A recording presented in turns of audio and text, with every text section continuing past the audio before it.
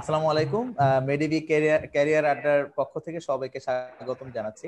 তো আজকে মেডিভি ক্যারিয়ার আড্ডার সেকেন্ড এপিসোড। আমরা গত সপ্তাহে একটা এপিসোড করেছি। তো আজকে আমাদের এপিসোডের যে টাইটেল, সেই টাইটেলটা খুব ইন্টারেস্টিং। এটা হচ্ছে scopes and opportunities of surgeries in UK. So যারা মেডিকেল সেক্টরে যাদের ক্যারিয়ার প্ল্যান আছে, specially in UK, in the part of like surgical, surgery সাইডে, ওনাদের অনেক ধরনের প্রশ্ন থাকে এবং অনেক কনফিউশন থাকে, অনেক জিজ্ঞাসা থাকে। তো ওই ব্যাপারে আসলে একটা সাইড দেওয়ার জন্য আমরা আজকে আমাদের স্টুডিওতে আমন্ত্রণ জানিয়েছি ডক্টর ইমরান কায়েস।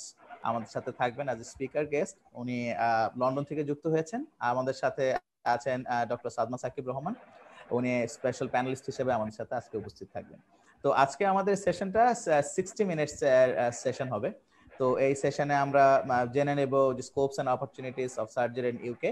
তো এটার এই টপিকের উপরে বেশ কিছু আলোচনা আমরা করব। তো আলোচনা এই পর্যায়ে আমি ইন্ট্রোডাকশনের করার জন্য আমি ডক্টর ইমরান কায়েসের কাছে জানতে চাচ্ছি। আচ্ছা, রাসেল তো আমার বন্ধু, আমরা একসাথে কলেজে পড়ছি। আমি আছি হচ্ছে লন্ডনের, ওরা হচ্ছে এনএইচএস ট্রাস্ট, হচ্ছে এদের আন্ডারে অনেকগুলা হসপিটাল থাকে, দুই একটা করে।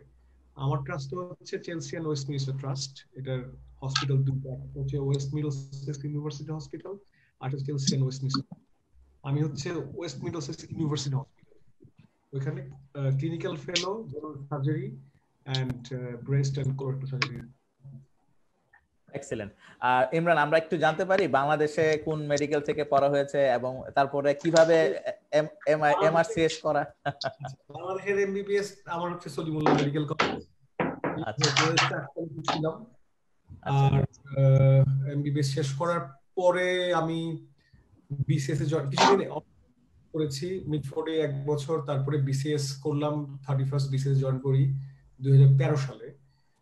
জয়েন করার পরে ঝিনাইদহ পোস্টিং, তারপরে আসি ঢাকা মেডিকেলে। দীর্ঘদিন ঢাকা মেডিকেলে ছিলাম, ঢাকা মেডিকেলে চাকরি করেছি। এফসিপিএস পার্ট 1 করলাম। ট্রেনিং প্রায় শেষের দিকে যখন, তখন নানা রকম চিন্তা করে হঠাৎ করে এমআরসিএস দিছি। আচ্ছা, তখন এমআরসিএস দিয়ে তারপরে ওইটি শেষ করার পরে তারপরে ধর এই বছরের শুরুতে লন্ডন আসছি চাকরি নিয়ে। এই হচ্ছে অবস্থা। আচ্ছা, এক্সেলেন্ট। তো একটা সুন্দর একটা ইন্ট্রোডাকশন হলো আমাদের। তো আমি এখন এই মুহূর্তে একটু আজকের যে সেশন টপিকটা হচ্ছে scopes and opportunities of surgery in UK. এই সেশন টপিকের উপরে ইমরানকে একটা 5-7 মিনিটের একটা কিনোট দেওয়ার জন্য অনুরোধ করছি। আচ্ছা, এটা হলো যে এটা মানে খুব শর্ট করে বলি যে ধর ডিপেন্ড করে তুই আসলে কোন অবস্থায় আছিস। তুই যদি ধর ফার্স্ট ইয়ার সেকেন্ড ইয়ার থাকিস, তোর চিন্তা থাকবে। আর তুই ধর, আমি আসলে একটু দেরি করছি সত্যিকার অর্থে। আমি যদি মনে করি যে আমি ক্যারিয়ার, আমি একটু পাগলামি করছি আসলে, ঠিক আছে তখন, কারণ আমার শেষ হয়ে গেছে, আমার ট্রেনিং শেষ। এবং আমি কোথায় ছিলাম? আমি ছিলাম ঢাকা মেডিকেলের সার্জারিতে ছিলাম। আমি হচ্ছে ধর একটা ফার্স্ট ইয়ার সেকেন্ড ইয়ারের ছেলের স্বপ্ন জায়গা ছিল যে পার্ট 1 পাস করবে, বিসিএস দিবে, পোস্টিং নিয়ে ঢাকা মেডিকেলের সার্জারিতে আসবে, অ্যাসিস্ট্যান্ট হবে, কাজ শিখবে। I was in that level আর কি। আমার বয়সে যতটুকু যাওয়া যায় আমি অতটুকু তখন ছিলাম, ঠিক আছে। হঠাৎ করে আমার কাছে তখন মনে হলো যে না, আমার চাকরির এনভায়রনমেন্ট ভালো লাগছে। I was not satisfied. আমার কাছে একই হার্নিয়া আমি 4 বছর ধরে করতেছি, একই অ্যাপেন্ডিক্স আমি 4 বছর ধরে করতেছি, এবং সব সময় এক ধরনের স্ট্রেসটা নানা রকম, পরিবেশের স্ট্রেস, কলিগের stress. I was not enjoying my life there, ঠিক আছে। আচ্ছা আচ্ছা। তখন ধর এমআরসিএস দিলাম। আর একটা ব্যাপার, নিজের নলেজ আসলে কোন লেভেলে, যেহেতু এফসিপিএস দিব, এর আগে 2-1টা পরীক্ষা দেওয়ার চিন্তা করে নিজের নলেজ আসলে কোন লেভেলে, আমি আসলে কতটুকু আছি, ইন্টারন্যাশনাল লেভেলের সাথে আমার দূরত্বটা কতটুকু, ওটা দেখার জন্য এমআরসিএসটা পাস করলাম। পাস করার পরে হঠাৎ করে অনেকগুলো দরজা খুলছে। আর তখন ইউকেও খুব ওয়েলকাম, ঠিক আছে। ইউকে তো ডাক্তার সংকট, এখন ইউকে ডাক্তার নিচ্ছে। তখন আমি অ্যাপ্লাই শুরু করলাম কিছু। হ্যাঁ, অ্যাপ্লাই শুরু করার পরে তখন আমাকে একটা স্কাইপ ইন্টারভিউয়ের মাধ্যমে আমি সিলেক্টেড হয়ে লন্ডনে চলে চাকরি পাওয়ার পর, যেদিন আমাকে লেটারটা দিছে, ওরা কনফার্মেশনটা করছে যে তুমি চাকরি পাইছো, তুমি আসতে পারো, তখনও আই ওয়াজ ভেরি কনফিউজ আমি চলে যাবো নাকি একবারে। কারণ ওয়ান ওয়ে গোল, তোকে আসলে তুই সব ছেড়ে চলে আসবি, ঠিক আছে, তুই তো আর ফিরবি না। Right. I discussed with my wife ঠিক আছে, সবসময় নিজের জীবনের গুরুত্বপূর্ণ সিদ্ধান্ত আসলে তোমার পার্টনারের সাথে ডিসকাশন দরকার আছে, ঠিক আছে। তাই I have discuss with my wife, তারপরে মনে হলো যে তখন আমার মেয়ে হয়ে গেছে একটা, এখন I have chosen a different life. এটা শুধুমাত্র ক্যারিয়ার চুজ করা না, you have chosen a different country, you have chosen a different life, সবকিছু মিলায় তুই একটা বিশাল পরিবর্তন করে চলে আসে। হ্যাঁ, এখন ধর যারা আসতে চায়, আসতে যেহেতু তুই সময় কম, 1 ঘন্টা সময়, তুই এটা আমাকে আনছিসই, অনেকে আসতে চাই বলে তাদের সামনে আমাকে দাঁড়া করাইছিস, ঠিক আছে। আমার যারা আসতে চায় তারা, ইটস এ ট্রেড অফ, আমি সবসময় বলি একটা বাণিজ্যের মতো, ঠিক আছে। বাণিজ্যে, পৃথিবীর কোন বাণিজ্যে একদম সম্পূর্ণ লাভ নাই, কিছু ক্ষতিগ্রস্ত তুমি হবা, ঠিক আছে। তুমি যদি একটা বড় জাহাজ নিয়ে বাণিজ্যে বের হও, সেই জাহাজের তেলের খরচ দিতে হবে, ব্যাপারটা এরকম, ঠিক আছে। এখন স্বর্গ বলে কিছু নাই, ইংল্যান্ড ইংল্যান্ড ইংল্যান্ড প্যারাডাইস না, স্বর্গ না। তোমার অনেক রকমের ঝামেলা তুমি পড়তে পারো, ঠিক আছে। সাথে তোমার সবচেয়ে প্রিয় মানুষগুলোকে ফেলে আসতে হবে, না আসলে তোমার গোছানো ক্যারিয়ারের একটা মাঝ পথে তোমার চলে আসতে হবে, এখান থেকে আবার শূন্য থেকে শুরু করতে হবে অনেক কিছু, ঠিক আছে। This are your negative effects, this are your তোমার ট্রেড অফ এর ক্ষতিগুলা, লস গুলা, ঠিক আছে। আর লাভ যদি বলো, লাভটা হচ্ছে সবচেয়ে বড়, আমার যে পরিবর্তনটা আমার কাছে মনে হয় সবচেয়ে বড় পরিবর্তন, একটা সিভিলাইজ জায়গায় আছে, আইন আছে, ঠিক আছে। হঠাৎ করে কেউ কেউ হঠাৎ করে আইনটা ভাঙতে পারে না। আমি একটা জায়গায় যে কথা বলতে পারবো যে আমাকে এইটা করা হয়েছে, আমি একটা আইনের বিচার চাই, সেটা আমি পাই, ঠিক আছে। সেটা এক ধরনের স্বার্থপরতা মনে হতে পারে তোর কাছে, কিন্তু আমি অলওয়েজ, আমার কাছে মনে হয়েছে আমাদের আইনটা দরকার, গুড গভর্নেন্স যেটা, রাইট, গুড গভর্নেন্স আমাদের দরকার। আমার মেয়ে যদি রাত 12টার সময় মনে করে যে ও চাঁদ দেখতে চাবে, ও একটু বাইরে যাবে, সাইকেল চালাবে, ওরকম এনভায়রনমেন্টে থাকুক, এরকম আমার মনে হয়েছে। সেটা আমি অনেক কিছুর বিনিময়ে করতে হয়েছে, আমাকে অনেক কষ্ট, অনেক জায়গায় আমাকে ট্রেড অফ করতে হয়েছে। আমার আপন মানুষগুলো দূরে থাকে, আমার একটু খারাপ লাগে, ঠিক আছে। আর এখানে আবার শূন্য থেকে শুরু করতে হয়েছে। এই জিনিসগুলো তোকে হার দিতে হবে, কিছু করার নেই। আর এটা ধর, চাকরি তুই পাবি, চাকরি আছে আমার কাছে মনে হয় এখনো মানে কয়েকটা ওয়ে আছে চাকরি পাওয়ার এখানে। যেমন ধর এনএইচএস জবস সাইট বলে একটা ব্যাপার আছে, ওটা ইন্টারন্যাশনাল, মানে ওদের সরকারি সাইট আর কি, মোটামুটি এনএইচএস এর সাইট, ওটার মধ্যে তোর প্রোফাইল খুলতে হয়, ঠিক আছে। ওখানে, হ্যাঁ বল, না বল শুনতেছি। হ্যাঁ, ওইখানে তুই যদি দেখিস, ওইখানে লাইভ দেখায় ওরা কতগুলা পোস্ট ফাঁকা আছে। এই ইংল্যান্ডের সুবিধাটা কি জানিস, এখানে কোনো লুকাছাপা নেই, এভরিথিং ওপেন। এখানে তোকে লুকায় কোনো একটা কাজ হবে না, এখানে তুই সবকিছু দেখতে পারবি, সবাই সবকিছু দেখতে পারবে। 17,000 চাকরি আছে মানে 17,000 চাকরি আছে এখানে, 1,000 চাকরি কারোর জন্য আলাদা করে কোটা করে রাখার নাই, ঠিক আছে। যা চাকরি তাই, এটা সবাই দেখতে পায় যে এখন আসলে চাকরির বাজারটা কেমন। ইউকে তে ডাক্তারদের জন্য এখনো ওপেন, এখনো ভেরি ওয়েলকামিং, এখনো অনেক পোস্ট ফাঁকা, এখনো লোকামরা আমার হসপিটালে প্রতি সপ্তাহে লোকামরা ডিউটি করে। লোকাম মানে হচ্ছে মানে খ্যাপ মারে অন্যরা এসে, ঠিক আছে। আমাদের হসপিটাল সিস্টেমটা হচ্ছে তোর 1 বছরের রোটা দিয়ে দেয়, তুই 1 বছরের ডিউটি কবে কোথায় তুই জানবি, এর মধ্যে গ্যাপ গুলাতে লোকাম এসে ঢুকে, মানে খ্যাপ মারে। তো ওই লোকাম যতদিন চলতেছে ততদিন ডাক্তার ফাঁকা আছে, ততদিন পোস্ট ফাঁকা আছে, ততদিন ডাক্তার আসতে পারবে। এবং আমাদের দেশ থেকে তো ডাক্তার অনেক কম আসে। আমি যে হসপিটালে চাকরি করি, আমার মাঝে মাঝে মনে হয় আমি নয়া দিল্লিতে চাকরি করতেছি, এত Indian, they are talking Hindi, even রোগীও ইন্ডিয়ান। আমি মানে আমার কলিগ ইন্ডিয়ানস, রোগী অনেক সময় Indians, and everything is going in Hindi, ঠিক আছে। আমাদের মনে হচ্ছে ইন্ডিয়াতে আছি, রাইট রাইট। এত বেশি ওরা প্রচুর আসে, ইন্ডিয়ানরা প্রচুর আসে, প্রচুর এনএইচএস ভর্তি ইন্ডিয়ান, পাকিস্তানি প্রচুর, অনেক আগে থেকে। কেন জানি না, পাকিস্তানের সাথে ইংল্যান্ডের একটা যোগাযোগ অনেক আগে থেকে ছিল। হ্যাঁ, অনেক আগে থেকে ছিল। আমি তুই যদি আয়ারল্যান্ডে যাস, আয়ারল্যান্ডে প্রচুর পাকিস্তানি ডাক্তার, প্রচুর পাকিস্তানি। এবং তুই ইন্টারেস্টিং দেখবি কি, মানে ধর পাকিস্তানের ক্রিকেট ম্যাচ হলো ইংল্যান্ডে, it's like home match for them. Birmingham ভর্তি পাকিস্তানি, রাইট। বাংলাদেশি কম, সবসময় কম ছিল। ইদানিং আমার কাছে মনে হচ্ছে যে আমি চাই যে বাংলাদেশি ডাক্তাররা আসুন, এক্সপ্লোর করুন, নতুন জিনিস দেখুন। এক্সপ্লোর করার মতো অনেক কিছু আছে। এবং জীবনকে একটা জায়গায় বেঁধে রাখাটা খুব খারাপ। জীবনকে সবসময় একটু চ্যালেঞ্জের মুখোমুখি হলে জীবনটা খুব মজা হয়। তুই যদি স্যাটিসফাইড হচ্ছে কম বয়সী মানুষ স্যাটিসফাইড কেন হবে? কম বয়সী মানুষ নতুন জিনিস করতে পারবে, that is the beauty of it, ঠিক আছে। কিন্তু আমাদের দেশে আসলে এত স্ট্রাগল, এত ঝামেলা, হঠাৎ করে স্ট্রাগল থেকে মুক্তি পেয়ে কিছু পয়সা মাসে মাসে আসলে হলে আমরা বসে পড়ি। ঠিক আছে, তো সেই বোধটা থেকে যদি না বেরোতে পারিস তাহলে অনেক অনেক আনন্দ থেকে বঞ্চিত হবি, জীবনকে ছোট লাগবে আস্তে আস্তে। ঠিক আছে, তো যারা অ্যাডভেঞ্চারাস, যারা মনে করে পরিবর্তন দরকার আছে, তাদের জন্য আমি মনে করি না, কিন্তু এখানে আমার একটা বিষয় বলার, সেটা হচ্ছে ধর তোকে অনেক বছর ধরে চিনি, তুই সবসময় মাশাআল্লাহ কনফিডেন্ট। হ্যাঁ, তুই যদি কিছু করিস তুই সবসময়, এবং তোর ভিতরে বিষণ্ণতা বা মানে ফেলার হওয়ার যে থ্রেট, এগুলা খুব একটা দেখি নাই। নটরডেম কলেজে আমরা একসাথেই পড়তাম, তো ওখান থেকে ওরা যতদিন ধরে চিনি, তুই সবসময় হাসি খুশি, মানে বিন্দাস, কোনো প্রবলেম নাই, অল গুড, ভেরি গুড। যে পরিবেশে আসে ওই পরিবেশে খুব খুশি। সো তোর ব্যাপারটা ধর আমি মনে করি একটু ভিন্ন, but in general right, in general যেটা হয়, অনেক মানুষ হয়তো তোর ক্ষেত্রে, মেধার ক্ষেত্রে বা তোর কনফিডেন্স, লিঙ্কেজ, নেটওয়ার্কিং, কিভাবে প্রিপারেশন নিবে।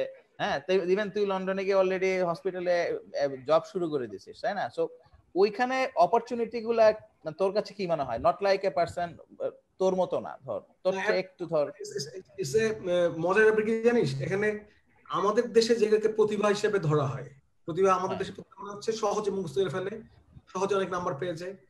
এই দেশের প্রতিভার মানে কালচারটা ডিফারেন্ট, পুরো জিনিসটা ডিফারেন্ট, বুঝছস? মানে কালচারাল গ্যাপ অনেক বেশি। আমার এখানে কেউ পড়াশোনা করে না, আমার এখানে ডাক্তাররা, আমি কাউকে দেখিনি বই নিয়ে ঘুরতেছে। আমার হসপিটালে তুই ঢাকা মেডিকেলে গেলে তুই দেখবি প্রত্যেক রুমে রুমে বই সবাই পড়তেছে, সবার প্রত্যেক লাইন মুখস্থ। আমি তোরে বলে দিলাম, বেরি লাভের প্রত্যেকটা লাইন সবার মুখস্থ, মানে আমাদের যে সার্জারির বই আছে। এখানে আমি কাউকে বই পড়তে দেখি না, নোবডি রিডস। পড়বে কেন? আসলে পড়ার দরকারটা কেন? তথ্য মুখস্থ করে মাথাকে জঞ্জালে পূর্ণ করার কোনো দরকার নাই, কারণ you have everything in computer. ধর কালকে আমি একটা রোগী পাইছি, আমার নাইট করে আসছি কাল রাতে, সিভিয়ার টনসিলাইটিস এর পেশেন্ট, সিভিয়ার টনসিলাইটিস, এবং তোর পুরো শ্বাস নিতে পারছে না ঠিক মতো, এরকম। তখন আমি কি ড্রাগস দিব? এটা আমার মুখস্থ করতে হবে, বাংলাদেশে তো আমার মুখস্থ রাখতে হবে সবকিছু, কিন্তু ইংল্যান্ডের ব্যাপারটা তোমার মুখস্থ রাখার দরকার নেই। ইউল গো টু দ্য কম্পিউটার, তোমার কম্পিউটারে পলিসি আছে, পলিসি অ্যান্ড গাইডলাইন্স, তুমি মানে ক্লিক করবা, সব লেখা আসবে যে তুমি এটা নিয়ে আসছে, রোগীর প্রথমে অ্যান্টিবায়োটিক দাও, এটা অ্যালার্জি থাকলে এটা দাও, অথবা এই অ্যান্টিবায়োটিক কাজ না করতে তুমি তারপর একটা থার্ড লাইন এটা দিবা, সাথে এটা দাও। তোমার গোছানো, তুমি যারা ক্লার্ক করবা দেখে দেখে তুমি লিখে দিবা। সুতরাং ওরা পড়ে না আর মুখস্থ করে রাখে না জিনিসগুলো, ঠিক আছে? সুতরাং খুব চালাক চতুর হইতে হবে, খুব পড়াশোনা জানতে হবে, ডাজন্ট ম্যাটার। ব্যাপারটা যেটা সেটা হলো তোমার আগ্রহ থাকতে হবে। আগ্রহ সবচেয়ে ইম্পর্টেন্ট জীবনের। আমার এখন মনে হয়, আই এম 34, জীবনের সবচেয়ে গুরুত্বপূর্ণ জিনিস হচ্ছে আগ্রহ। জীবনে ব্রেইন, জিনিয়াস, এগুলো একটা ভুল ধারণা, এটা আমরা ভুল ধারণা তৈরি করছি মানুষের, বাচ্চাদের মধ্যে। বাচ্চাদের মধ্যে এই ধারণা দেওয়ার কোনো কারণ নেই, পৃথিবীর প্রত্যেকটা বাচ্চা জিনিয়াস। আমি এটা এগ্রি করি, আমি এখন বয়স হয়েছে, আমি জানি এটা। ছোটবেলায় অনেক ভুল ভাবতাম, মনে করতাম আমি জিনিয়াস, ও জিনিয়াস। জিনিয়াস বলে দুনিয়ার কিছু নাই, everybody genius. Human brain is a genius thing. everybody has his own style. এই স্টাইলটা ইম্পর্টেন্ট। অবশ্যই অবশ্যই, কোনো সন্দেহ নেই, পৃথিবীর প্রত্যেকটা মানুষ অসাধারণ জিনিয়াস, এটা এই ব্রেনের কোনো তুলনা হয় না। আমরা আমরা খুঁজে পাই না জিনিয়াস ব্যাপারটা, আমরা ভয় পাই, লজ্জা পাই, নিজেকে প্রকাশ করি না, ঠিক আছে?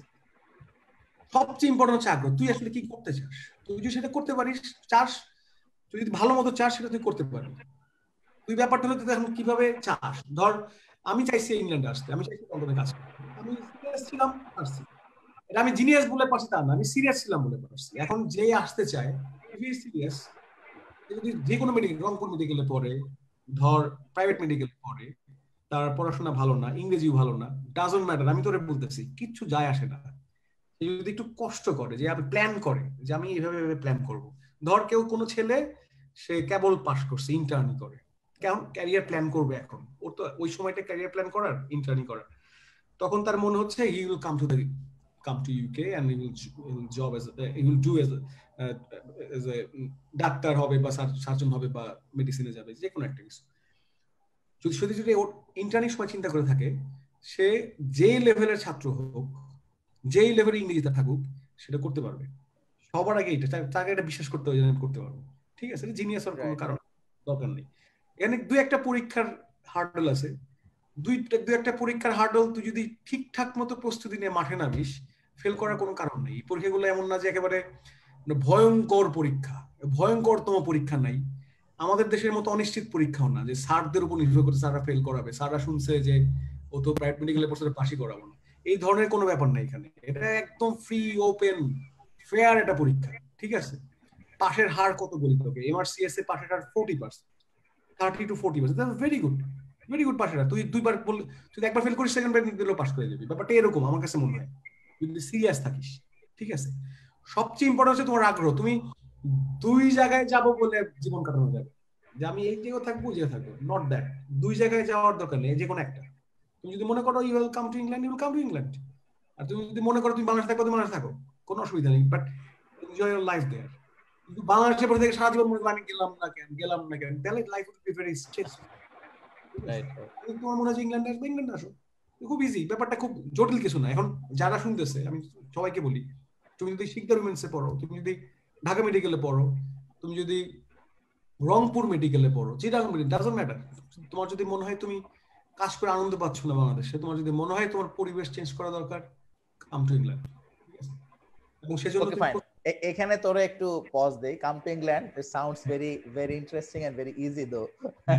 আচ্ছা, এবার এখানে একটু সাদমানের কাছ থেকে শুনি। সাদমান, এ come to England, come to England according to আমার দোস্ত ইমরান কায়েস, যে ইংল্যান্ডে ও যেতে বললো। তো আমি একটু বুঝলাম ওর কথার সারমর্ম, সেটা হচ্ছে যে আগ্রহটা important, other than thinking that how much ম্যারিটোরিয়াস I am, আমি কতটুকু ভালো স্টুডেন্ট, আমার পিছনে কোন কোন একাডেমিক ব্যাচ আছে। ওটার চেয়ে ইম্পর্টেন্ট হচ্ছে যে আমার আগ্রহ, এবং এই আগ্রহ অনুযায়ী একটা সিদ্ধান্তে আসা যে আমি বাংলাদেশে ক্যারিয়ার ডেভেলপ করব নাকি আমি ইউকে তে চলে যাব। So there should not be a, I mean state যেখানে আমি ইন বিটুইন থাকবো actually. So I have to decide clearly যে আমি লন্ডনে যাব, যারা ওইখানে সার্জারিতে ক্যারিয়ার ডেভেলপ করতে চায়। এই ব্যাপারে তুই কিছু বেশ কিছু স্পেসিফিক কোশ্চেন করতে পারিস ইমরানকে। স্পেসিফিক কোশ্চেন ভাইয়া, করো।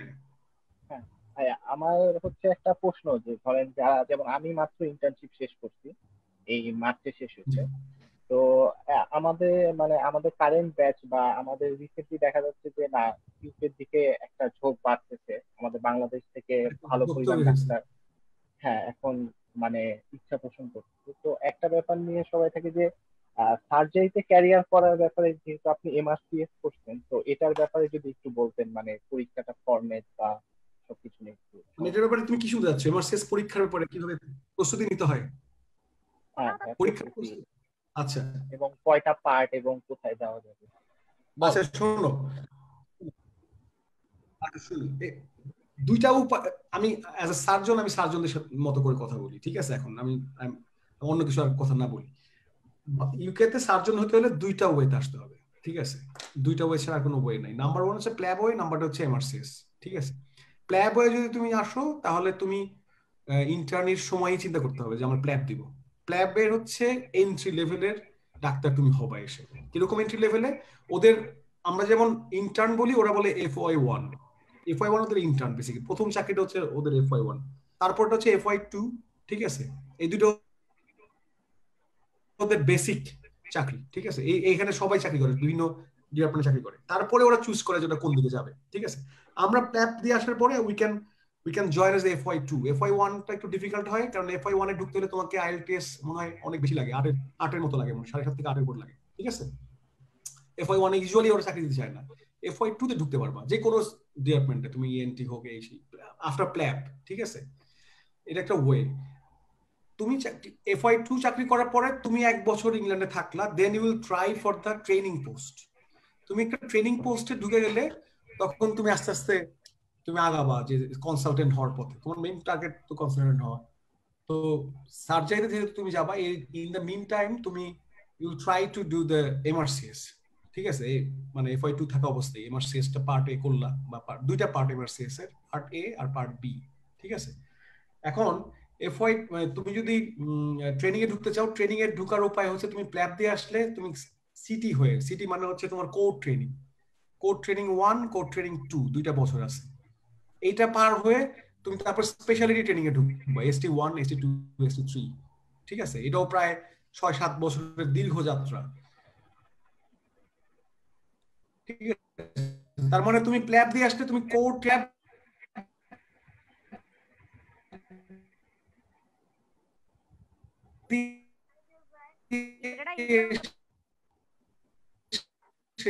তুমি FY2 চাকরি করতে করতে ST1 বা ST2 বা ST3 লেভেল থেকে শুরু করতে পারবা, স্পেশালিটি ট্রেনিং করতে পারবা। হ্যাঁ, এখন আমি যেটা আসছি, আমার যে বয়সে আসছি, আমি তো প্ল্যাব দিয়ে আসছি, আমি আসছি পরে, সুতরাং আমার জন্য তো আর কোড ট্রেনিং নাই, আমাকে অবশ্যই স্পেশালিটি ট্রেনিং দিয়ে শুরু করতে হবে। ওদের এই রাস্তাটা ওরা ওপেন রাখছে। কিভাবে? MRCS দিয়ে আসলে আমি সরাসরি ST3 লেভেলে ঢুকলে তোমার তারপরে 6 বছর এটা দিব যাত্রা, তোমার ওদের সাথে কন্টিনিউ 6 বছর কাজ করতে হবে। তুমি বছর ST3 থেকে ST4, ST4 থেকে ST5, ST5 থেকে ST6 এরকম করে এগিয়ে তারপর তুমি লাস্টে এক্সিট এক্সাম দিবে। এক্সিট এক্সামের নাম হচ্ছে FRCS, ঠিক আছে? তখন FRCS পাস করার পরে you can be a consultant here. শেষ। এটা হচ্ছে জার্নিটা। এখন এই জার্নির মধ্যে প্রথম আমি MRCS নিয়ে একটু বলি। MRCS আমার জন্য, যেহেতু আই ওয়াজ অলরেডি তোমার পাস করে ফেলছি, অনেকদিন আগে ইনভেস্ট করছি, আমার জন্য MRCSটাই বুদ্ধিমানের কাজ ছিল। MRCS করা হয়েছে এই জন্য। MRCS 2 পার্ট, ঠিক আছে? পার্ট A আর পার্ট B। পার্ট Aটা আমাদের বাংলাদেশে দেওয়া যায়, পার্ট Bটা আমাদের বাংলাদেশে একবার কি 2 বার হয়েছিল, তারপরে এটা বন্ধ করে দিছে। আমি জানি না কেন বন্ধ করছে, সম্ভবত কারো স্বার্থে লেগেছে বা কোনো একটা কারণে আমাদের প্রফেসরদের মধ্যে কেউ জিনিসটা পছন্দ করে না যে বাংলাদেশের ছেলেমেয়েরা বাংলাদেশে বসে MRCS করবে, এত সহজ হয়ে যাবে কেন জিনিসগুলো। আমাদের মধ্যে এক ধরনের সবাইকে নিচে টেনে নামানোর একটা টেন্ডেন্সি আছে, ঠিক আছে? সরাসরি কথা মাঝে মাঝে বলা দরকার আছে না, এটাকে সবসময় আমরা লুকাই। আচ্ছা, জানি এই MRCS পার্ট বি, তুমি যখন MRCS পার্ট এ পাস করার পরে রেজাল্ট পাবা, রেজাল্ট পাওয়ার পরে তুমি তখন MRCS পার্ট বির জন্য এলিজিবল, এবং তুমি পার্ট বির জন্য রেজিস্ট্রেশন করতে পারবা। তোমার রেজিস্ট্রেশনের জন্য তোমার MRCS পার্ট এর সার্টিফিকেটটা লাগবে, ঠিক আছে? আর MBBS সার্টিফিকেট লাগবে। পার্ট বি কোথায় দিবা তাহলে? সবচেয়ে কাছের দেশ হচ্ছে ইন্ডিয়া। ইন্ডিয়াতে দেওয়া যায়। আমি দিছিলাম ইন্ডিয়াতে, দিল্লিতে, ঠিক আছে? আর তাছাড়া ইন্ডিয়া ছাড়া তুমি মালয়েশিয়া দিতে পারো, তারপরে ধরো সিঙ্গাপুর যেতে পারো, এবং ইংল্যান্ডে এসে দিতে পারো, ঠিক আছে? ইংল্যান্ড ওপেন আছে, মিশরে আছে, ইজিপ্টে, জর্ডানে আছে, এরকম কয়েকটা দেশে আছে। এবং ইন্টারেস্টিং ব্যাপার হচ্ছে, আমি যখন দিল্লিতে পরীক্ষা দিই, অনেকে আমাকে বলছে যে দিল্লিতে কেন দিচ্ছি, দিল্লিতে ফেলের হার বেশি, ঠিক আছে? অন্য জায়গায় ভালো ছিল, মানে মালয়েশিয়া ভালো ছিল, ফেলের হার কম, এই। কিন্তু আমি দিল্লি দিয়ে পাশ করেছি আমি। মানে ওদের পরীক্ষার সিস্টেমটা এত ম্যাথমেটিক্যাল এবং এতটা ওপেন, এতটা মানে স্বচ্ছ, যে এখানে তুমি দিল্লিতে দিচ্ছ নাকি তোমার বাসার পাশে দিচ্ছ নাকি লন্ডনে এসে দিচ্ছ, ডাজন্ট ম্যাটার। তুমি পরীক্ষা যাই দাও, তুমি একই রকম ভাবে নাম্বার পাবা। আমাদের বাংলাদেশিদের মধ্যে সবসময় এক ধরনের টেন্ডেন্সি থাকে যে পরীক্ষায় মনে হয় ওই স্যার একটু বেশি খারাপ করে দিল, ওই স্যার মনে, এই ধরনের টেন্ডেন্সি নিয়ে MRCS দেওয়ার কোনো কারণ নেই। MRCS এই ধরনের কোনো কিছু হওয়ার কোনো সুযোগ নেই। Very fair exam, very fair, ঠিক আছে? যারা অনেকে শুনবা, আমি তোমাকে বলে দিলাম, ইভেন MRCS পাস করারও অনেকে বলবে যে দিল্লিতে নাম্বার কম দেয়, এর কোনো সুযোগ নেই। আমি নিজে পরীক্ষাতে বুঝেছি, ঠিক আছে? সুতরাং তুমি যদি একটু কম পয়সা দিতে চাও, কারণ MRCS পরীক্ষা কিন্তু একটু এক্সপেন্সিভ, এবং সবাই এই জিনিসটা দিবে, সবাই টাকা থাকবে, এটা আশা করাটা অন্যায়, ঠিক আছে? MRCS পার্টে দেওয়ার জন্য তোমার প্রায় 60,000 এর মতো টাকা লাগবে। আমি জানি না, আমি লাস্ট মনে এরকমই দেখছিলাম, 60,000 এর মতো টাকা লাগে। সাতমান ভালো বলতে হবে, তুমি যেহেতু খোঁজ খবর নিচ্ছ। আর পার্ট বির জন্য তোমার প্রায় 1,10,000 এর মতো টাকা লাগে, শুধু পরীক্ষার ফি। এবং যদি ফেল করো তো সর্বনাশ, আবার 3-4 মাস পরে আবার 1,10,000 টাকার মতো লাগবে। ডিফিকাল্ট ফর আস, ঠিক আছে? আর পরীক্ষার ফি হচ্ছে তোমার 1,10,000 টাকা, কিন্তু তুমি ইন্ডিয়া যাওয়া আসা করবা, হ্যাঁ, সেটার খরচ, থাকার খরচ, সাথে তুমি আবার 2-1 কেনাকাটা করবে, একটু ঘোরাঘুরি করবে, সেটা খরচ, সবকিছু মিলে প্রায় 1.5 লাখের উপরে, মিনিমাম 1,60,000 টাকা নিয়ে তোমার MRCS পার্ট বির জন্য নামতে হবে যদি ইন্ডিয়াতে দাও। আর ইন্ডিয়ার বাইরে দিলে তো আরো বেশি লাগবে, তাই না? তো এটা আসলে এক্সপেন্সিভ পরীক্ষা, একটু এক্সপেন্সিভ আমাদের জন্য, আমাদের অনেকের জন্যই খুব এক্সপেন্সিভ। এই জন্য এক্সপেন্সিভ বলেই জিনিসটার প্ল্যান খুব ভালো করতে হয়। একটা যুদ্ধের সবচেয়ে গুরুত্বপূর্ণ জিনিস হচ্ছে প্ল্যান। প্রত্যেকটা পরীক্ষাকে একটা যুদ্ধ হিসেবে চিন্তা করা যেতে পারে, বা তোমার খেলা, যে কোনো খেলা, ধরো ফুটবল বা ইয়াতে যে ধরনের স্ট্র্যাটেজি করা হয়, স্ট্র্যাটেজি খুব ইম্পর্টেন্ট। স্ট্র্যাটেজি যে ফেল করাটা ঠিক হবে না, ঠিক আছে? তুমি যদি মনে করো যে না আমি পড়ে গেলাম, মুখস্থ করে গেলাম, পরীক্ষা দিব, পাশ করবো, ব্যাপারটা এরকম না। তোমার দেখতে হবে যে ওদের পরীক্ষাগুলা তুমি আসলে নিশ্চিত থাকবা কি কি আসবে, তুমি জানবাই যে এই জিনিসগুলো আসে। তুমি একটু ঘাটাঘাটি করলে, অনলাইনে কোর্স করলে বুঝতে পারবা যে এই জিনিসগুলো আসে। সুতরাং তুমি যদি একটু ঠিকঠাক মতো প্রিপারেশন নাও তাহলে আসলে ফেল করার সম্ভাবনা খুব কমে যায়, ঠিক আছে? এই ক্ষেত্রে আমি যেটা আমার কাছে মনে হয়েছে এমআরসিএস পার্ট এটা তুমি একা একা পড়ে দিতে পারবা, হ্যাঁ, এবং এটার পড়ার একটা ট্রিক্স আছে। পার্টের আমি শুরুতে দেখবো অনেকে বাঙালি কিন্তু সবাইকে বিশ্বাস করো না, ঠিক আছে, অনেকে ভুল দিকে নিয়ে চলে যায়, ঠিক আছে। আমার নিজের এক পরিচিত কলিগ আছে, ও কয়েকজনকে খুব মিসগাইড করছে। কিভাবে মিসগাইড করছে? ও এমন সব বইয়ের নাম বলে যে এই সব বই মুখস্থ ফেলতে হবে, না বলে পাস হবে না। আসলে একটা ভুল।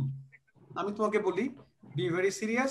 এমআরসিএস পার্টে পাস করার জন্য সবচেয়ে ভালো জিনিস হচ্ছে পন্থা হচ্ছে প্রশ্ন সলভ করা, কোশ্চেন সলভ করা। কোনো বই মুখস্থ করার দরকার নেই। পাস টেস্ট, তারপরে ধরো এই বই ওই বই, এগুলো মুখস্থ করে তুমি পাস করতে পারবে না।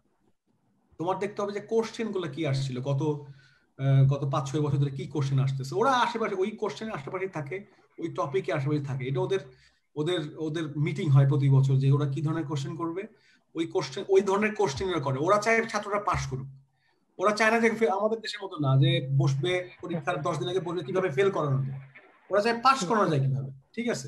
এটা মাথায় রাখবে। পার্থক্য আছে জিনিসগুলো, এটা সাইকোলজিক্যাল ডিফারেন্স আছে, এটা ইকোনমিক্যাল ডিফারেন্স আছে। ওদের তো চাকরি চিন্তা নাই, ওরা চাকরি করতেছে, আরেকজন চাকরি করলে তার প্র্যাকটিসে টান পড়বে না। আমাদের দেশে একজন ধরো টাঙ্গাইলে আরেকজন পাস করবে, তার মাথা নষ্ট হয়ে তার অর্ধেক রুগী চলে যাবে, ঠিক আছে? এটা এক ধরনের চিন্তা ভাবনা আমাদের ইকোনমিক্যাল। এখানে বাই দ্য ওয়ে আমার কথা শোনা যাচ্ছে? হ্যাঁ, শুনতে পাচ্ছি। আচ্ছা, ওয়েল, না আচ্ছা, তুই যে এত ব্লেটেন্টলি এগুলা বলতেছিস, এগুলা কি বাংলাদেশেও বলতি না লন্ডন যাওয়ার পরে বলা? I always try to talk. ঠিক আছে, এটা আমার জীবন বলতে কিরকম ধর, আমি বাঁচবো খুব কম সময়। এখন আমি যদি মিথ্যা কথা বলি তাহলে নিজের উপর প্রতারণা করা হবে, ঠিক আছে? আমি চাই যে না, আমি তো তোরে চিনি, অনেকে যারা এখানে অনেকে আছে আমাদের ছোট ভাই বোনরা হয়তো তোরে চিনে না। আচ্ছা, বাই দ্য ওয়ে একটু বলে রাখি ইমরানের আরেকটা গুণ আছে, আমরা যারা ওকে দেখতেছি এই শোতে, ও ভালো লিখে এবং ওর দুটা ভালো বই ছিল বইমেলায়, একটা বিষাদ আর একটা জন্মান্তর। তো ওর একটা ভালো কোয়ালিটি আছে, মুক্ত চিন্তা করতে পারে, সেজন্য এই কথাগুলো অনেক পরিষ্কার ভাবে বলে এবং একটা খুব সুন্দর বাংলাদেশ ও দেখতে চাই ইন ফিউচার। ওয়েল, আচ্ছা, আমি একটু সাদমান তোর নেক্সট একটা কোশ্চেন এক্সপেক্ট করতেছি ইমরানের কাছে। কোনো কোশ্চেন আছে? জি ভাই, আপনি মানে রিসোর্স নিয়ে বলতেছিলেন একটু, তো ওটা যদি একটু কমপ্লিট করতেন, আর পরীক্ষার প্যাটার্ন নিয়ে যদি একটু বলতেন, কারণ অনেকে আমাদের পরীক্ষার প্যাটার্নটা হচ্ছে এমআরসিএস পার্টে হচ্ছে নলেজ, শুধু নলেজ। এটা তুমি পড়ে পাস করে ফেলতে পারবে একা একাই পাঠে বসে। এটার জন্য কিছু রিসোর্স নিতে হবে। রিসোর্সের সবচেয়ে ভালো রিসোর্স হচ্ছে, আমার কাছে মনে হয়েছিল পড়ার সময়, আমি যখন পড়ছিলাম তখন এমআরসিএস ওয়াজ ভেরি গুড, ঠিক আছে? ওরা একদম চমৎকার সাজানো। আমাদের দেশে নীলক্ষেত কিন্তু একটা ব্লেসিং। আমি আমার লন্ডনে সবচেয়ে বেশি যেটা জিনিস মিস করি, নীলক্ষেত নাই, ঠিক আছে? সবকিছু পয়সা দিয়ে অ্যামাজন থেকে কিনতে হয়, খুব এক্সপেন্সিভ, বইগুলা খুব এক্সপেন্সিভ। নীলক্ষেত যে আমাদের জন্য কি অসাধারণ একটা ব্যাপার। আমি যে কোনো জায়গায় তুমি সার্টিফিকেট বানাতে পারবা, জানো তুমি?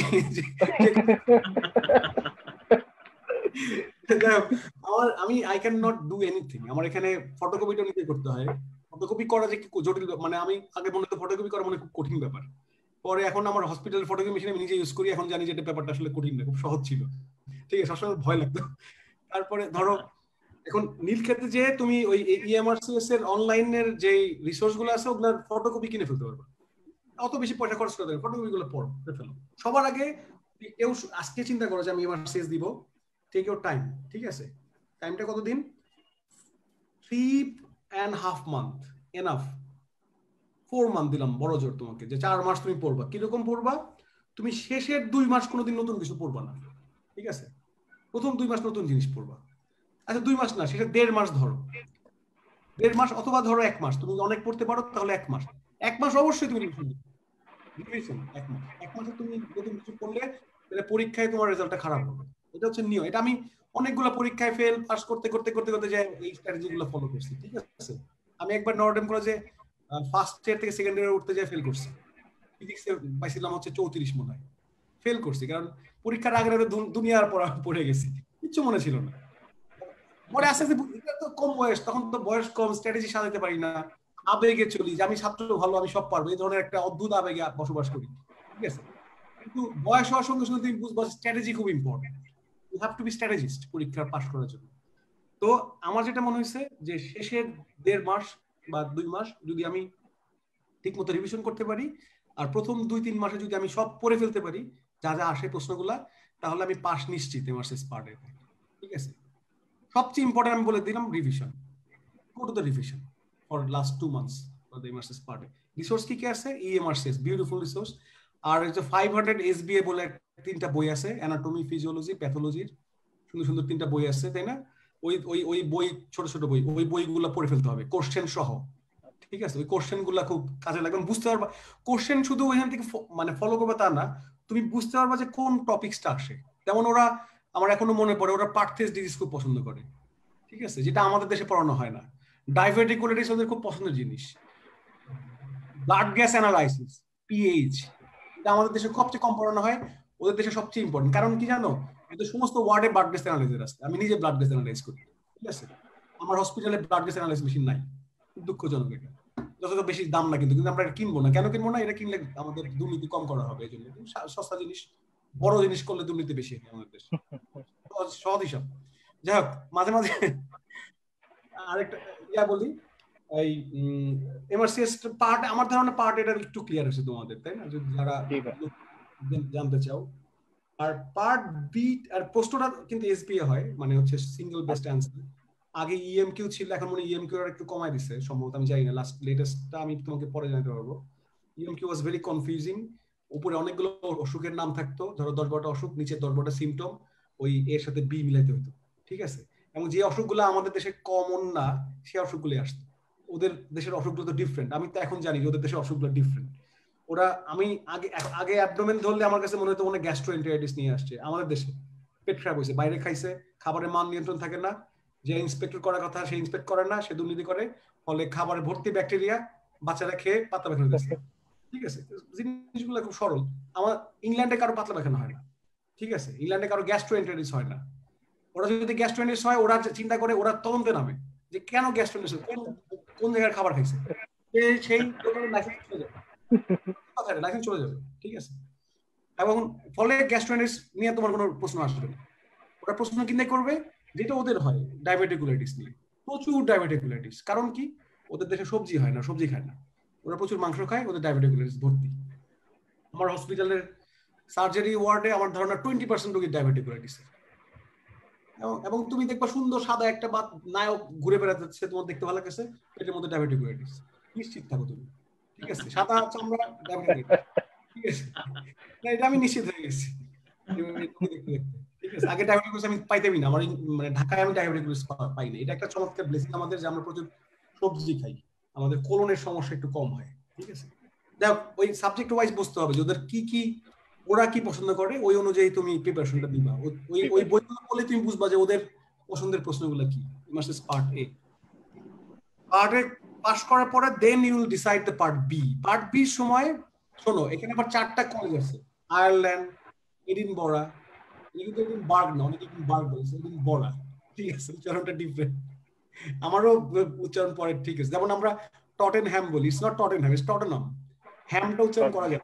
ঠিক আছে, আমি এসে লন্ডনে এসে অনেক উচ্চারণ ঠিকঠাক করার চেষ্টা করতেছি। আচ্ছা, এডিনবরা, আয়ারল্যান্ড, তারপরে তোমার হচ্ছে royal college of surgeon of England. ঠিক আছে, আর গ্লাসগো। 4টা কলেজ আছে, তাই তো? তুমি যেটা থেকেই পাস করো পার্টে, ধরো গ্লাসগোতে দিছো, আমাদের দেশে গ্লাসগো হয়, ব্রিটিশ কাউন্সিল গ্লাসগো। ঠিক আছে, তুমি যেটা থেকেই পার্টে পাস করো, পার্ট বি যে কোনো কলেজে দিতে পারবা, ইট ডাজন্ট ম্যাটার। তুমি গ্লাসগো থেকে পার্টে করছো, পার্ট বি আবার তোর এডিনবরা থেকে দিতে পারবা, ইংল্যান্ড থেকে দিতে পারবা, আয়ারল্যান্ড দিতে পারবা, ডাজন্ট ম্যাটার। এটা সব জায়গায় একই, এটা একই ধরনের পরীক্ষা হয়। অনেকেই তোমাদেরকে মিসগাইড করবে যে গ্লাসগোর পরীক্ষা সহজ হয়, এডিনবরাটা কঠিন হয়। এই ধরনের অদ্ভুত বোকা মানুষ আছে আমাদের দেশে। ঠিক আছে, আমাদের দেশে বেশিরভাগ ছেলে পেলে একটু বোকা ধরনের। ঠিক আছে, যা খুশি তাই বলে, জিনিসটার ভিতরে না যে একটা কথা বলে দিলে আনন্দ পায়। ঠিক আছে, এটার কোনো চিন্তা করার কিছু নাই। এখন পার্ট বি দিলে তোমাকে মানে 1,10,10,000 টাকা লাগবে পরীক্ষা দিতে, আর যেতে আসতে তোমার 50,000, খাওয়া দাওয়া সবকিছু মিলে প্রায় 1,60,000, 1,70,000 টাকার একটা মামলা। সুতরাং be very good strategist before preparing for exam. Be very good strategist. এটা ফেল করা যাবে না, এই চিন্তা করে মাথা নামতে হবে। ফেল করলে বাবা মা তোমাকে অতগুলো টাকা আবার কবে দিবে, সেটা একটা লজ্জার ব্যাপার, তোমার নিজের খারাপ লাগবে, এতগুলো টাকা জোগাড় করা কঠিন। ঠিক আছে, কষ্ট বাবা। সুতরাং কি করতে হয় পাস করার জন্য? সবার আগে 3জন পার্টনার জোগাড় করতে হয় পার্ট বি জন্য। তোমার 3 জনের একটা গ্রুপ থাকতে হবে। 3 জনের যদি একটা ভালো গ্রুপ বানিয়ে ফেলতে পারো পাস নিশ্চিত। আমি বলে দিই আমার 3 জনের একটা ভালো গ্রুপ ছিল, 3 জনই ভালো, মানে আমি ছাড়া 2 জনই খুব ভালো মানুষ, আমিও তো ভালো মানুষ না, ওরা 2 জনই অসাধারণ। ওরা লুকো ছাপা করতো না কখনো, ধরো একটা কিছু পড়ে তোমাকে বলবে না আমি এটা পড়ি নাই, এরকম ধরনের অদ্ভুত দুষ্ট লোক আছে, ঠিক আছে? এই ধরনের দুষ্ট পার্টনারের কবলে পড়লে তোমার ফেল নিশ্চিত। তো জিনিসটার মধ্যে তাদের মধ্যে ধরো মানসিক বোঝাপড়াটা ভালো, যারা আসলে অতটা বোকার মতো স্বার্থপর না, এরকম 3 জন ভালো পার্টনার একসাথে সময় দিতে হবে। এবং এটা ইট নিডস টাইম, তোমার প্রায় 3.5 মাস 4 মাস সময় নিবা, 4 মাস এক্সক্লুসিভলি 4 মান্থস। এমন পার্টনার থাকবা যার বাসায় যে কেউ চলে যেতে পারে, যে 16 আওয়ার্স 17 আওয়ার্স একসাথে থাকা যায়, ঠিক আছে? এক্ষেত্রে মেয়ে পার্টনার হলে আমাদের দেশে একটু সমস্যা হয়, 16-17 ঘন্টা একজনের সাথে থাকলে একটু মুশকিল, ঠিক আছে? দেখা যাবে যে তার হাজবেন্ড রাগ করতেছে, তোমার বউ রাগ করতেছে, ফলে ওই মানসিক পড়াশোনা নাও হইতে পারে। সিঙ্গেল থাকো তাহলে ফাইন, কিন্তু যদি ধরো হয় জটিলতা না, যে বরং নিজেরা সমলিঙ্গের মানুষ 3 জন একসাথে হয়ে পড়াশোনা করলে ভালো হবে আমার মনে হয়। আবার বিপরীত লিঙ্গ হলে যেটা হয় আগ্রহ পড়ার আগ্রহ আরো বাড়ে, এটাও একটা অনেকের সাইকোলজি আছে। আগ্রহ বাড়ানোর জন্য বিপরীত লিঙ্গের পার্টনার নিতে পারো, ইট ডিপেন্ডস, তোমার ব্যাপার নির্ভর করে তোমার তোমার তোমার বোঝাপড়া কেমন 3 জনের, ঠিক আছে? 3 জন মিলে একসাথে থাকতে হবে। এবং এটা এই পরীক্ষাটা 2 ভাগে ভাগ করা, এম ভার্সেস পার্ট বি, ঠিক আছে? এটা একটা হচ্ছে অ্যাপ্লাইড নলেজ, আর একটা হচ্ছে অ্যাপ্লাইড স্কিলস। ওই স্কিলের পরীক্ষা নেয়, ঠিক আছে? অ্যাপ্লাইড নলেজ হচ্ছে এখানে 18টা স্টেশন থাকে, খুব ইন্টারেস্ট। আমার পরীক্ষাতে খুব মজা পাইছি আমি, ঠিক আছে? I was very satisfied with my exam. আমার মেয়েকে নিয়ে গেছিলাম পরীক্ষা দেওয়ার জন্য, আমার মেয়ে তখন 1 বছর। আমার ওয়াইফে নিয়ে গেছি দিল্লিতে, যে আমি পরীক্ষাটা দেওয়ার পরে আমি ঘুরতে বেরো চলে যাবো, তাজমহল দেখতে যাবো, ঠিক আছে? ওটা আমার মূলা ঝুল। আমি পরীক্ষার আগে সবসময় একটা করে মূলা ঝুলাই, এই পরীক্ষার পরে এই করবো, মানে পরীক্ষার মধ্যে আগ্রহ বোধ হয়। আমার সাইকোলজি, অনেকের অনেক রকম সাইকোলজি আছে, ঠিক আছে? তো ওই সময় মনে পড়ে পরীক্ষার কথা, 18টা স্টেশন। আমাদের পরীক্ষা হয়েছিল একটা হোটেলে, ঠিক আছে? লীলাবতী, দিল্লি লীলাবতী হোটেল, খুবই চমৎকার হোটেল, 5 স্টার হোটেল। ওদের লবিতে তোমার 18টা স্টেশন, মানে হচ্ছে 18টা ইয়া করা আছে তোমার, ওরা পার্টিশন দেওয়া, মানে ধরো ইয়া দিয়ে ওই অটোবিল ওই ইয়াগুলো আছে, যে পার্টিশন গুলো আছে না, ওই পার্টিশন 18টা স্টেশন বানানো, একটার সাথে আরেকটার কোনো সম্পর্ক নাই। তুমি এমন পর্দাতে টানা বন্ধ করা, কিউবিকল করে রাখা। ওখানে রোগী থাকে, সত্যিকার রোগী থাকে, মিথ্যা রোগী না, সত্যিকার রোগী নিয়ে আসে। যেহেতু হোটেলে পরীক্ষা হয়েছিল, হোটেলে আবার ডেড বডি আনে না, আর হসপিটালে পরীক্ষা হলে ডেড বডি আনে। ডেড বডি কেন লাগে? অ্যানাটমির জন্য লাগে। এখন 18টা স্টেশনের মধ্যে সম্ভবত 10টা হচ্ছে নলেজ, আর 8টা হচ্ছে তোমার হচ্ছে স্কিল। হ্যাঁ, নলেজের মধ্যে কি আছে? নলেজের মধ্যে হচ্ছে 4টা অ্যানাটমি বোর্ড থাকে, তারপরে কয়েকটা থাকে প্যাথোলজি, কয়েকটা ক্রিটিক্যাল কেয়ার, ঠিক আছে? অ্যানাটমির মধ্যে কি থাকে? Head to to everything. তোমার গ্রস থাকে, অতটা গভীরে যায় না, মাসলের নাম টাম, তারপরে তোমার বোনস, এইসব। আবার ওদিকে প্যাথোলজিতে ওদের কিছু নির্দিষ্ট তুমি কিছু ভালো রিসোর্স আছে, ঠিক আছে? রিসোর্স গুলো তুমি দেখো, ইএমআরসিএস এর, পাস টেস্টের, ওদের চমৎকার, এবং গত 10 বছরের যা যা কোশ্চেন আছে সেসব রিসোর্স তুমি ঘাটো, তুমি বুঝতে পারবা যে এই 30টার মধ্যে 10টা চলে আসবে প্যাথোলজিতে। দেখো পাস করা কত সোজা, হ্যাঁ? মানে এই 40টার মধ্যে তোমার 10টা থাকবেই, তুমি বুঝে ফেলবা। সুতরাং এই 40টা তুমি যদি 1 মাস ধরে পড়ো, তোমার কি ফেল করার কোনো আসলে কোনো কারণ আছে কিনা? আমি মনে করি কোনো কারণ নেই, ঠিক আছে? এর মধ্যেও 2-1টা কোশ্চেন একটু এদিক সেদিক হয়, সেটা সবারই হবে। তুমি যদি মনে করো যে তুমি অসম্ভব ভালো একটা প্রিপারেশন নিয়ে পরীক্ষাটা দেওয়ার পরেও সমস্যায় পড়ছো, তাহলে বুঝবা যে সবাই সমস্যায় পড়তেছে, তুমি একা সমস্যায় পড়ছো। আচ্ছা ইমরান, একটা প্রশ্ন আসছে, আমরা প্রশ্নটা নেই। আমরা যারা এখনো এমবিবিএস পাস করিনি, তাদের এমবিবিএস লেভেলের বইয়ের টপিকস মিলিয়ে পড়ে ফেললে হয়তো ইজি হয়ে যাবে, অনেকটা অনেক ইজি হবে। তবে এর জন্য কিভাবে স্টাডি করব আর কোন বই ফলো করব প্লিজ একটু জানাবেন। আচ্ছা, আমি একটা বলি, আমি একটা বোকামি করছিলাম এমবিএস লেভেলে। বোকামি হচ্ছে আমি কোনো নোট বই পড়ি নাই, ঠিক আছে? এটা হচ্ছে আমার বোকামি। I have never been through any notebooks. আমার নোটবুক পড়তে আমার খুব খারাপ লাগতো, আমার কাছে মনে হতো পচা লেখা, কোয়ালিটি খারাপ, কাগজের লেখা পচা, ছোট ছোট করে লেখা, নাম্বার পাওয়া যায় অনেক, পড়লে নাম্বার পাওয়া যায়, কিন্তু আমি পড়ে মজা, আমার সবসময় মেইন বই পড়তে খুব আগ্রহ হতো। আমি সবসময় বেরিলাভ পড়ছি, আমি প্যাথোলজির মেইন বই পড়ছি, আমি সবসময় তোমার ইভেন বায়োকেমিস্ট্রি মেন বই পড়ার চেষ্টা করছি, ঠিক আছে, ফেল করতে করতে পাস করে আসছি, ঠিক আছে, নাম্বার কম পাইতাম, কিন্তু এই বোকামিটা আমার খুব কাজে লাগছে আমার কাছে এখন মনে হয়। আমার এফসিএস পার্ট 1 এর সময় সবকিছু সহজ হয়ে গেছে, আমার এফসিএস পার্ট 1 একবারই করতে পারছি, তখন আমাদের সময় এফসিএস পার্ট 1 ডিফিকাল্ট হয়েছিল, ঠিক আছে, পার্সেন্টেজ খুব কম ছিল, আমি পাস করে গেছিলাম একবারে, কারণ আমার মেন বই পড়া ছিল, আমার সুবিধা হয়েছে। সুতরাং আমি বলবো এই বোকামি একটু করতে, মেন বইটা পড়তে, নাম্বার একটু কম পাবা, একটু কষ্ট বেশি হবে, বাট তুমি যদি মেন বইটা পড়ো তোমার নলেজটা হবে বেটার, ঠিক আছে, তোমার ওই 1 থেকে 11 নম্বর পর্যন্ত পয়েন্ট মুখস্থ করে ফেলতেছ তা না, তুমি পুরো জিনিসটাকে দেখতে পারবা একটা সম্পূর্ণ নলেজ হিসাবে। হ্যাঁ, ধরো এটা একটা স্ট্রোক, তুমি স্ট্রোকটাকে সম্পূর্ণ নলেজ হিসেবে দেখতে পারবা, কিন্তু তুমি যদি নোট বই পড়ো স্ট্রোক শুধুমাত্র পরীক্ষা হল পর্যন্ত থাকবে, ঠিক আছে।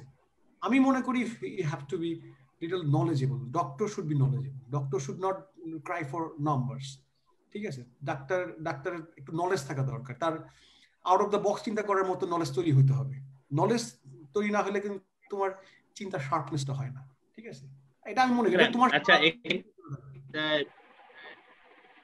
আচ্ছা বল শেষ কর। এখন যারা মনে করো তোমার ইউনিটে দেখো, এখানে লন্ডনে এসে বেকারত্ব হওয়া যাবে না, হ্যাঁ, হঠাৎ করে একটা রোগ নিয়ে আলাপ হচ্ছে, ওখানে তুমি যদি একটা নোট বইয়ের সমান নলেজ নিয়ে বসো তোমার জন্য ডিফিকাল্ট হবে। এখানে চাকরি স্ট্রেসফুল, আমি এখনো মনে করি ভেরি স্ট্রেসফুল। ওরা there is no free lunch here, ওরা টাকা দেয় আমাকে, টাকা প্রতি মাসে যখন বেতন পাই ভাল লাগে, বেতনের সংখ্যাটা অ্যামাউন্টটা এমন যে এটা আমি বাংলাদেশে থেকে চিন্তা করতে পারতাম না, এমনটা আমাকে আনন্দ দেয় যে এত টাকা আমি পাচ্ছি প্রতি মাসে, ঠিক আছে, কিন্তু ভেরি হার্ড আর্ন, ঠিক আছে। এখানে আমার রোগী কম, কিন্তু আমাকে অনেক কষ্ট করতে হয়, প্রত্যেকটা রোগীর পিছনে আমাকে খরচ করতে হয়, এবং এখানে ভুল করার কোনো সুযোগ নাই, you can not do any wrong as a doctor.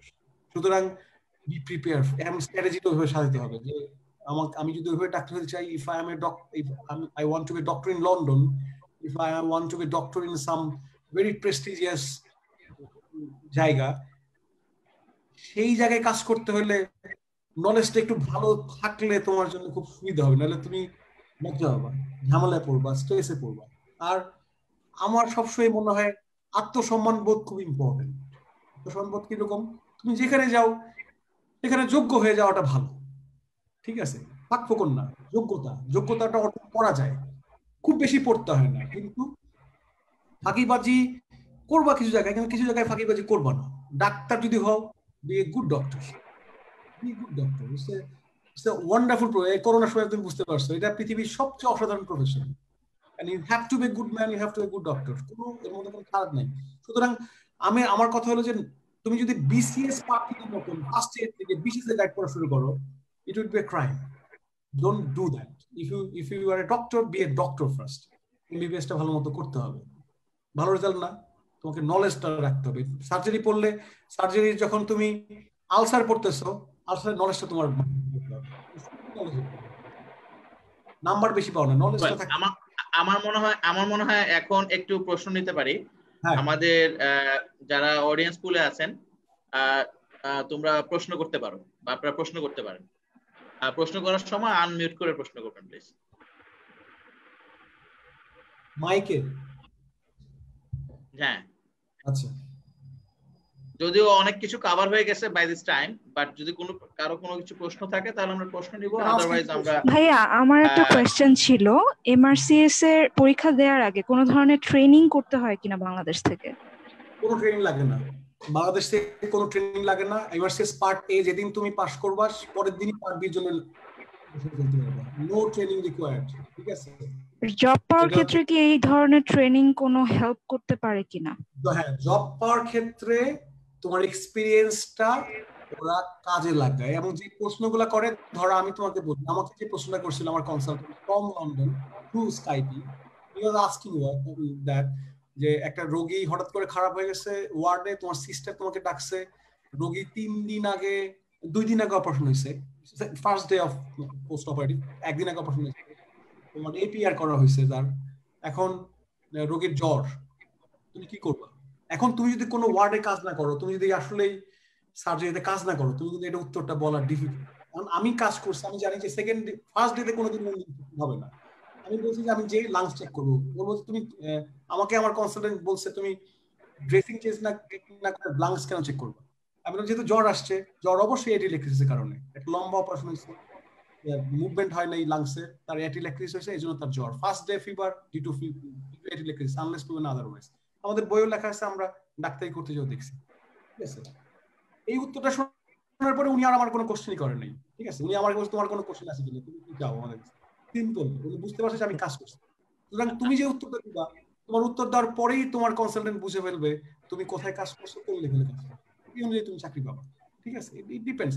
কিন্তু বইপত্রে ওদের রুলসে কোথাও নাই যে তোমার you need a training or anything. But তুমি যদি you want to be surgeon, সেক্ষেত্রে তুমি এমআরসিএস করার মাঝখান সময়টায় একটা ভালো ইনস্টিটিউশনে কিছুদিন কাজ করতে পারো, যেটা তোমাকে হেল্প করবে। আর ও জেএমসি যখন তুমি করবা, লাইসেন্স যখন নিবা, তখন ওদেরকে তুমি লাস্ট 3 বছর কোথায় কাজ করছো দেখাইতে হয়। ঠিক আছে, এটা এবং কন্টিনিউশন লাগে, গ্যাপ থাকা যায় না। গ্যাপ থাকলে তোমাকে আবার বলতে হয় আমি এই কারণে কি, আমার বাচ্চা হয়েছে আমি গ্যাপ নিচ্ছি, আমার I was busy with my family আমি গ্যাপ নিচ্ছি, I was busy with my study আমি গ্যাপ নিচ্ছি, লিখতে হয়।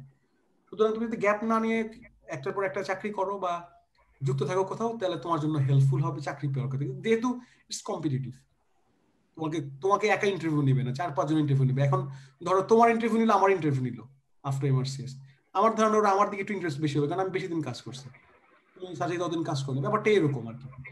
আচ্ছা ভাইয়া, সার্জারিতে ওই দেশে কিরকম অপরচুনিটি পাওয়া যায়? লাইক আপনি সার্জারি রেগুলার বেসিসে করতে পারেন কিনা? বাংলাদেশে তো অনেক সুযোগ হয়, আই মিন ওই দেশে। বাংলাদেশের সুযোগটা এরকম, আমার যখন ক্যাজুয়ালিটিতে পোস্টিং ঢাকা মেডিকেলে, second night I was doing a splenectomy with no supervision. ঠিক আছে, as a assistant registrar I was doing a splenectomy with no supervision, জীবনে করি নাই, ফার্স্ট টাইম। তুমি বলো তোমার যদি স্প্লেনেক্টমি করার দরকার হয়, do you want this kind of surgeon? No no no, not at all. এরকম ওরা দে নিড সেফ সার্জন। ওরা তোমাকে তোমার তোমার চেহারা দেখে তোমার কথা শুনে সার্জারি দিয়ে দিবে না, এবং ওটা দিবে তোমাকে টাইম দিবে। হ্যাঁ, আমি এখন যেটা হয়, ওরা তুমি যদি এমআরসিএস করা থাকে, ট্রেনিং থাকে, লেভেলে কাজ করে, যেমন I have done few appendicectomy, lap appendicectomy. ঠিক আছে, ওটা ছাড়ে ওরা যদি দেখে তোমার কাজ ভালো, তোমাকে ছাড়বে। আমাকে ছাড়ছে, আমি I was assisting a breast surgery in few weeks ago with my consultant. ও বুঝতে পারছে যে আমি কাজ করে আসছি, ও আমাকে ছাড়ছে, আমার পাশে দাঁড়িয়ে আমাকে সুপারভাইজ করে। এটা তো হিউম্যান ইন্টারাকশন। আলটিমেটলি তোমার সাথে যখন সে কাজ করবে, বুঝতে হবে তুমি কাজ পারো, তোমাকে দিবে। যদি কাজ না পারো, তোমাকে সময় দিবে। তোমার প্রতি কোনো রকম অন্যায় করা হবে না, এটা তুমি নিশ্চিত থাকতে পারো। It's a thank you, very fair system.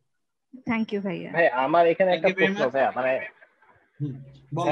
আমাদের দেশে যেমন হয় যে মানে সার্জারি ক্ষেত্রে যদি বলি, মানে দেখা যায় যে সিএ থাকে, তারপরে হচ্ছে যে এইচএমও আইএমও থাকে, তো কে কোন কেস করবে এটা নিয়ে কিন্তু একটা বিশাল একটা ব্যাপার থাকে। কিন্তু এখানে জিনিসগুলা খুবই professional, they are very professional. এখানে ওই মামা চাচা ডেকে হাসি হাসি কথা বলে, দুজনে আওয়ামী লীগের সাপোর্টার বলে দুজনে অপারেশন করবে, আর বিএনপি সাপোর্টার দূরে দাঁড়া থাকবে, ব্যাপারটা এরকম না। ঠিক আছে, এটা খুব ফেয়ার, ভেরি ফেয়ার থিং। এটা সবচেয়ে ভালো লাগে আমার। ইভেন তুমি যে ট্রেনিং পোস্টে অ্যাপ্লাই করবা, সেটাও ফেয়ার, তোমাকে পয়েন্ট দেওয়া হবে, তুমি এই পয়েন্ট পাইছো, তুমি ব্রিটিশ নাকি তুমি সাদা নাকি তুমি কালো না তুমি নাইজেরিয়ান মুসলিম, ডাজন্ট ম্যাটার, তুমি পয়েন্ট যা পাইছো একদম স্বচ্ছ পয়েন্ট। তুমি একটা অডিট করছো, এত পয়েন্ট পাইছো, তুমি এত ইয়া করছো, এটা পয়েন্ট পাইছো, তুমি এই কোর্স করাছো, তোমার এত পয়েন্ট, সুতরাং তুমি ট্রেনিং এতদের সামনে আগানো আছে।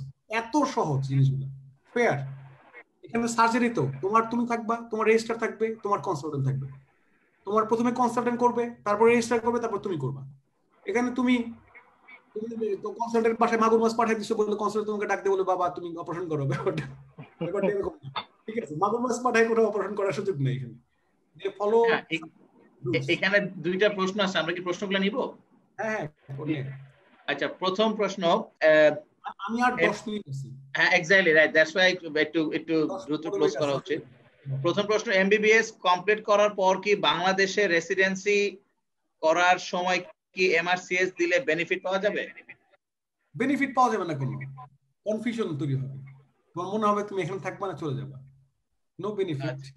ওকে ফাইন, তুমি যদি মনে করো চলে যেতে চাও, এমআরসিএস দিয়ে চলে যাবা, মানে তাহলে বেনিফিট পাওয়া যাবে, তাই তো?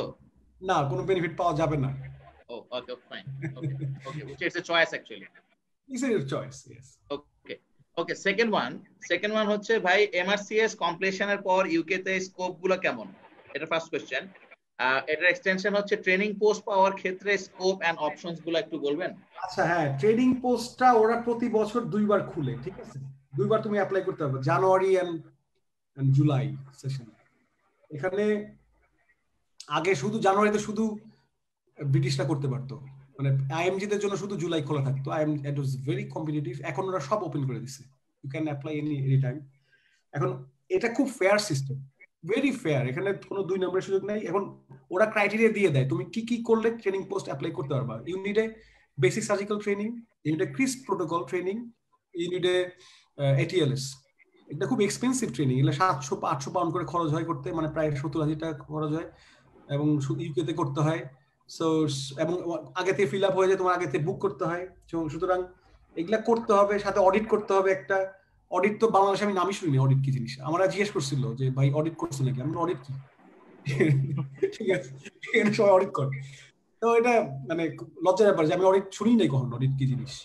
করতে হবে অডিট, মানে হচ্ছে তোমার ওয়ার্ডে ধরো ভর্তি হলো রোগী, তুমি রোগীদের মানে জানি আমরা যেটা অডিট করতেছি ব্রেস্ট সার্জারিতে, যে নিপল ডিসচার্জে এমআরআই কতটা সেনসিটিভ, এটা আমরা করতেছি অডিটটা। অডিট দেখা, এটা দেখা কতজনে করছি, কতজনকে ডায়াগনোস করতে পারছি, এরকম ওরা দেখে। ওরা প্রতি মাসে বিভিন্ন জিনিস দেখে। আমরা দেখবো কি, আমরা তো মানে এসবের ধারে কাছে নাই। আমাদের তো শিক্ষা ব্যবস্থা, আমাদের স্বাস্থ্য ব্যবস্থায় এসবের নামই নাই, চিন্তা গন্ধই নাই, ঠিক আছে? অডিট নাই। তারপরে পাবলিকেশন লাগে তোমার একটা, তারপরে তুমি ট্রেনিং পোস্টে অ্যাপ্লাই করতে পারবা, then you will get the post. এখন কম্পিটিশনটা কিরকম, গত বছরের কম্পিটিশন ওরা আবার ডাটা দেয়, আমার কাছে ডাটা আছে এখন এই মুহূর্তে, আমি ফোনে বের করছি ডাটা। কম্পিটিশন রেশিও দেয়, যেমন ধরো গত বছর সবচেয়ে বেশি কম্পিটিশন রেশিও ছিল হচ্ছে কার্ডিওথোরাসিক সার্জারিতে 8.43, মানে প্রায় যদি 8-9 জন যদি অ্যাপ্লাই করে, একজন ট্রেনিং পোস্ট পায় কার্ডিওথোরাসিক সার্জারিতে। আবার দেখো ইন্টারেস্টিং, দেখো ইয়েতে জেনারেল সাইকিয়াট্রিতে আবার 1.1, মানে তুমি অ্যাপ্লাই করলেই মোটামুটি পেয়ে যাবে। আবার চাইল্ড অ্যান্ড অ্যাডোলেসেন্ট সাইকিয়াট্রি 0.97, তোমার অ্যাপ্লাই করে বাসায় বসে থাকবা, তোমার বাসায় এসে নিয়ে যাবে, ঠিক আছে? আর সার্জারিতে ছিল 4, মানে 5 জন অ্যাপ্লাই করলে একজনের ট্রেনিং পোস্ট হয়, আর বাকি 3 জন পরের সেশনের জন্য বসে থাকে, ঠিক আছে? ব্যাপারটা ইট ডিপেন্ডস, ন্যাশনালিটির উপর নির্ভর করে, প্রতি বছর কতজন আছে, কারা কয়টা অ্যাপ্লাই। ইউজুয়ালি সার্জারিতে এরকমই থাকে 4-3। সুতরাং ওরা একটা ইন্টারভিউ নেয়, if you do good interview then you can, তুমি 3 জনকে কোনই মারতে পারবা হয়তো বা, ঠিক আছে? It depends. ভাইয়া একটা প্রশ্ন এখানে আসছে, যেটা হচ্ছে যে ভাইয়া যে ইন্টার্নশিপের পর যদি কেউ এমআরসিএস করতে চায়, মানে ইন্টার্নশিপ করে বা ইন্টার্নশিপের টাইম থেকে, তাহলে তার স্ট্র্যাটেজিটা কি হবে? স্ট্র্যাটেজি মানে বুঝি না, স্ট্র্যাটেজি কি হবে এমআরসিএস পার্ট এর জন্য? মানে ভাইয়া কি তাহলে মানে ইন্টার্নশিপ শেষ করে পার্ট এর জন্য সে প্রিপারেশন নিয়ে ওঠেই ফার্স্টে দাও? হ্যাঁ করতে পারবে। তার শোনো, ফুল এমবিবিএস সার্টিফিকেট লাগে কিন্তু এমআরসিএস পার্ট এর জন্য, full MBBS certificate. You will get that after internship. সুতরাং ইন্টার্নশিপ করার পরে এমআরসিএস পার্ট এ তুমি যদি অ্যাপ্লাই করো, 3 মাস পড়বা, পরে পরীক্ষা দিবা, তারপর আবার এমআরসিএস পার্ট বি দিবে, এমআরসিএস দিবা। এখানে এসে তুমি একটু নিচু লেভেলে চাকরি করবা, অনেকদিন 2-3 বছর নিচু লেভেলে চাকরি করবা, আস্তে আস্তে পাকবা, পাকার পরে রেজিস্ট্রার বা ST3 লেভেলে যাবা, ঠিক আছে? That will be your strategy. That's another strategy, it's good. আমার ধারণা যারা ইন্টার্নের সময় করতে চাচ্ছে তাদের জন্য প্ল্যাব উড বি বেটার। তার দুই লাইনটা ওপেন থাকলো, সে আস্তে আস্তে এখানে FY2, এখানে কিন্তু আমি যেটা স্ট্রাগল করছি, শোনো, clinically fantastic, clinically I can অনেকের থেকে বেটার হয়তো অনেক জায়গায়, কারণ আমার এক্সপিরিয়েন্স ছিল, সার্জারিতে করে আসছি নিজে। ওরা বাচ্চা অনেক, ওরা তো সার্জারি করে নাই। আমি অ্যাবডোমেন হাত দেওয়ার অভিজ্ঞতা অনেক দিনের, সুতরাং আমি অ্যাবডোমেন হাত দিয়ে বুঝি পেরিটোনিয়াস আছে কি নাই। কিন্তু আই স্ট্রাগলড ইন সিস্টেম। দ্য সিস্টেমটা কিন্তু টোটালি ডিফারেন্ট, পেপারলেস সিস্টেম।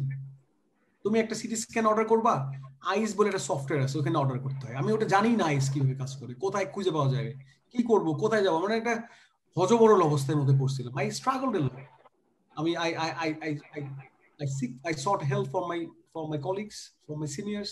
তারপরে ধরো I got through YouTubes, ঠিক আছে? বাসায় বসে বসে ইউটিউব ঘাটতাম যে কি আছে না আছে, দেখি তো জিনিসগুলো। তারপরে মানে এইসব করে কষ্টটা সামলাতে হয়। স্ট্রেসফুল এবং যতই তোমার ভালো ইংরেজি হোক, ঠিক আছে, যতই তোমার ভালো ইংরেজি হোক, তোমার কান কিন্তু রেডি না লিসেনিং এর জন্য, কারণ ইংরেজি ওদের অনেক রকমের। ওর যে ধর লিসেনিং এর তুমি you suffer a little bit, ঠিক আছে, স্পিকিং পার পেয়ে যাবা, রিডিং তো পার পাবাই, listening you will suffer a little bit. বিশেষ করে ব্রিটিশদের ইংরেজি, আমরা আমেরিকান ইংরেজি শুনতে অভ্যস্ত, ব্রিটিশদের ইংরেজি একটু ডিফারেন্ট, ওরা ওরা গলার আর একটু ভিতর থেকে বলে, ঠিক আছে, এবং দে আর ভেরি ফাস্ট। আমার একটা FY1 ছিল ক্যাম্বেল, ও ইংলিশ ব্রিটিশ, খাঁটি ব্রিটিশ, ওর কথা বুঝতে যে আমার বারবার সে ইট এগেন, ঠিক আছে। আরেকটা বিষয় হচ্ছে ওদের অনেক একটা বড় সেন্টেন্স, অনেক বড় বড় সেন্টেন্সে কথা বলে ওরা। হ্যাঁ হ্যাঁ, ওর তারা আর আমি তো অভ্যস্ত না শোনার। আরেকটা ব্যাপার হলো কি, শোনো, সবচেয়ে ইম্পর্টেন্ট যেটা, কমপ্লেক্সিটি রাখার কিছু নাই। আমি ওরা প্রথমে বলছি, ভাই দেখ, this is my third language, not my first, my second, it's my third language, ঠিক আছে। I've been through Bangla, Hindi and Arabic. I had a Arabic teacher from very childhood, সুতরাং আমি অ্যারাবিকটাও জানি, কিন্তু ইংরেজি টিচার আমার অনেক পরে আসছে ভাষা। ইটস মাই থার্ড ল্যাঙ্গুয়েজ, আমার ভুল হতে পারে, পার্ডন মাই ইংলিশ, ঠিক আছে। এটা শুনেও আবার মজা পাইছে, ঠিক আছে। এটা এটা ঠিক হয়ে যায়, এটা ডাজন্ট ম্যাটার, এটা ঠিক হয়ে, এটা একটা চ্যালেঞ্জ, এটা মজা, ঠিক আছে। I enjoy this. আচ্ছা, well, I think already it's been 9 o'clock, so এটা চমৎকার 60 মিনিট আমরা অতিক্রম করলাম। আরো কোশ্চেন 5 মিনিট আমি দিতে পারি, 5 মিনিট। আচ্ছা, কোশ্চেন ভাইয়া এখানে একটা কোশ্চেন করছে যে MRCS দেওয়ার ক্ষেত্রে কখন ভাই আইএলটিএস বা ওইটি দেওয়া লাগবে, একজন প্রশ্ন। আফটার কমপ্লিশন তোমার MRCS করার পরে তুমি আইএলটিএস বা ওইটির জন্য বসবা। ওইটাও শেষ, MRCS না করার আগে কিন্তু করতে হবে না ওটা, কারণ তুমি এটা পুরো জিনিসটাই ওইভাবে সিস্টেম করা। দেওয়ার পরে তখন তুমি অ্যাপ্লাই করতে পারবা ফর ইওর জিএমসি, ঠিক আছে। সাথে তোমার একটা জিনিস করতে হবে, তোমার ভ্যালিডিফিকেশন করতে হবে, এপিক ভেরিফিকেশন বলি, তোমার MBBS সার্টিফিকেট এবং তোমার সার্টিফিকেটটা, MRCS সার্টিফিকেট, এই দুইটা জিনিস এপিক করতে হয়, এপিক ভেরিফিকেশন করতে হয়। That takes some time. জি ভাই, একটা কোশ্চেন ছিল, সেটা হচ্ছে কি, আমরা যদি ফ্ল্যাপ দেওয়ার পরে ডিরেক্টলি ইউকে তে যাই, ফ্ল্যাপ পাস করার পরে, তখন মানে ST1 ট্রেনিং পোস্ট পাওয়ার জন্য কি কোনো প্রায়র সার্জিক্যাল এক্সপেরিয়েন্স লাগে নাকি এমনি? তোমার এই যে বললাম তো, ট্রেনিং পোস্ট পাওয়ার জন্য কি কি লাগে ওদের ওয়েবসাইটে খুব সুন্দর করে আছে। তোমার you need some courses, ATLS course, যেটা ইউকে অ্যাপ্রুভড। বাংলাদেশে ইউকে অ্যাপ্রুভড কোনো কোর্স নাই, এখানে এসে করতে হবে। ATLS কোর্স লাগবে, ক্রিস কোর্স লাগবে, মেডিকেল কেয়ার কোর্স যেটা। তারপরে তোমার দু একটা অডিটে যুক্ত থাকতে হবে, তারপরে তোমার দু একটা পাবলিকেশন যুক্ত থাকতে হবে, then you will get the training post. Other then no, সুযোগ নাই। ওকে ভিউয়ার্স, আমরা 2 মিনিট থাকবো, সো এনি কোশ্চেনস?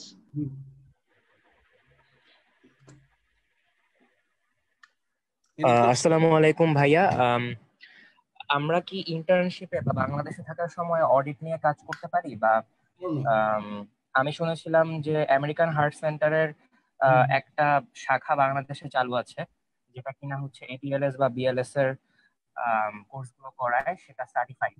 আমার মনে হয়, আমি যতদূর জানি ইউকে অ্যাপ্রুভড কোনো কোর্স বাংলাদেশে নাই আসলে। আচ্ছা, তুমি একটু খোঁজ নিবা এটা, আমি তোমাকে একদম অডিট গুলো কি ভাইয়া আমরা ইন্টার্নশিপের সময় বা HMO হিসেবে কাজ করার সময় কি আমরা you can not do that. তোমার ডিজিটাল অডিট সিস্টেমটা তো নাই আসলে। আমরা ওই এটা আসলে করাটা ওটা নিবে না মনে হয় না ইউকে। এটা ইউকে ট্রেনিং পোস্ট তোমার এই বাংলাদেশ অডিট করে আসছো, এটা আমার ধারণা তুমি দেখাতে পারবে না ঠিক মতো।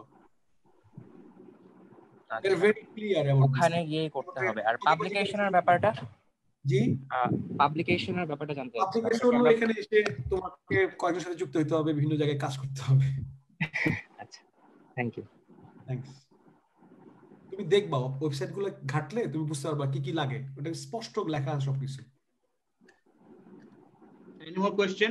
Last one question we can take right now. One question, one important question. বাংলাদেশের পলিটিক্যাল নিয়ে সিস্টেম নিয়ে কোন কোশ্চেন করো? না, we will have this again another day. Well, I think তাহলে সাতমান তুই একটা লাস্ট কোশ্চেন করতে পারিস, then we'll wrap up the session. ও খুব সিরিয়াস, ও এখন হঠাৎ করে বলবে ভাই এমআরসিএস 27 নাম্বার কোশ্চেনটা কোনটা? না, well, it was right, বল। না ভাই, এটা আসলে আপনি যা যা বললেন মানে অনেক কিছু আজকে আমরা সবাই জানতে পারলাম আসলে। এত আরো জানবো বাংলাদেশ সম্বন্ধে আমরা একটা সেশন করব। অবশ্যই বাংলাদেশ মেগালোম্যানিক প্রফেসরস। অবশ্যই ভাই। আপনি সার্জারি কোন ইউনিটে ছিলেন? আমার professor was fantastic, is my গুরু। তুহিন স্যারের ইউনিটে ছিলাম, হি ইজ মাই গুরু। তুহিন স্যারের and my Guru was Ibrahim sir. আমরা দুজনে বাইরে কাজ করছি অনেকদিন, গ্রিন লাইফে উঠে করতাম, রাত্রেবেলা গল্প করতে করতে উঠে করতাম, দেশ জাতি উদ্ধার করে গল্প করতে করতে বিভিন্ন জনের বক্তব্য উঠে করতাম। আমার একটা অভ্যাস আছে সবাইকে বকাঝকা করা। ঠিক আছে, যাই হোক, I had a good time with you. I enjoyed a lot. I think we will have another session anytime soon. And আমার মনে হয় তোমার আরো যদি কোনো কোশ্চেন থাকে পরবর্তীতে আমরা কোন এক সময় সেশন করতে পারবো। I enjoyed, এবং বিশেষ করে স্ট্রেসফুল জার্নির পরে, স্ট্রেসফুল ডিউটি করে আসার পরে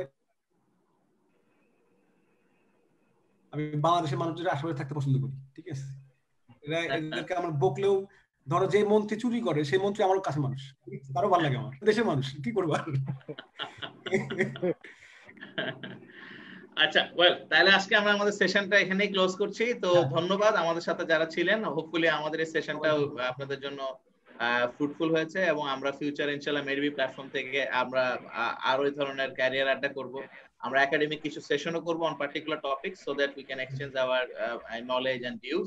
আর ধন্যবাদ ডক্টর ইমরান কায়েস, আমার বন্ধু, আর ধন্যবাদ ডক্টর সাদমান সাকিব রহমান সময়টা দেওয়ার জন্য। So the floor is yours and you can close it right now. Imran, এক মিনিট কিছু বলতে পারিস, আর সাদমান কিছু বলতে। Thank you very much. সবচেয়ে বড় কথা কি জানো, সবসময় আমি মনে হয় I was born in Tangail. আমি টাঙ্গাইলে বড় হয়েছি, এবং ম্যাট্রিক পাস করার পর আমার বন্ধুরা টাঙ্গাইলে রয়ে গেছিল, কিন্তু আমার কাছে মনে হয়েছিল I need something bigger।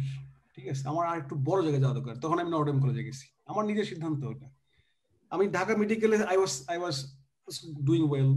তখন আমরা একটু পরিচিত পাচ্ছি, লেখক হিসাবে একটু পরিচিত পাচ্ছি, এদিক ওদিক প্যাম্পারিং হতেছি, সবাই এসে বলে ভাই আপনি অসাধারণ লেখেন, ভাই আপনি অসাধারণ বলেন, নানা রকম থেকে আমি খুব আনন্দিত হচ্ছি। একটা সেন্টারে যাচ্ছি, আমার একদিন সন্ধ্যাবেলা মানে ধরো বাসায় ফিরতে ফিরতে মনে হলো যে I need to be changed। আমার এরকম করে একটা জায়গায় নিজেকে এত বড় মনে করে বড় হয়ে থাকলে আমি ছোট লোক হয়ে যাবো। ঠিক আছে, আমার কাছে এমন একটা জায়গা, আর একটা নতুন চ্যালেঞ্জ দরকার। Then I decided to come to London. Yes, জীবনে অ্যাডভেঞ্চারাস হওয়াটা খুব জরুরি আমি মনে করি। Be adventurous, do anything you like, just হালাল উপায়ে একটা ব্র্যাকেটের মধ্যে অ্যাডভেঞ্চারের স্বপ্ন নিয়ে আমরা ডক্টর ইমরান কায়েসের কাছ থেকে অ্যাডভেঞ্চার শিখলাম, এবং আমরা সামনে ইনশাআল্লাহ আরো শিখবো।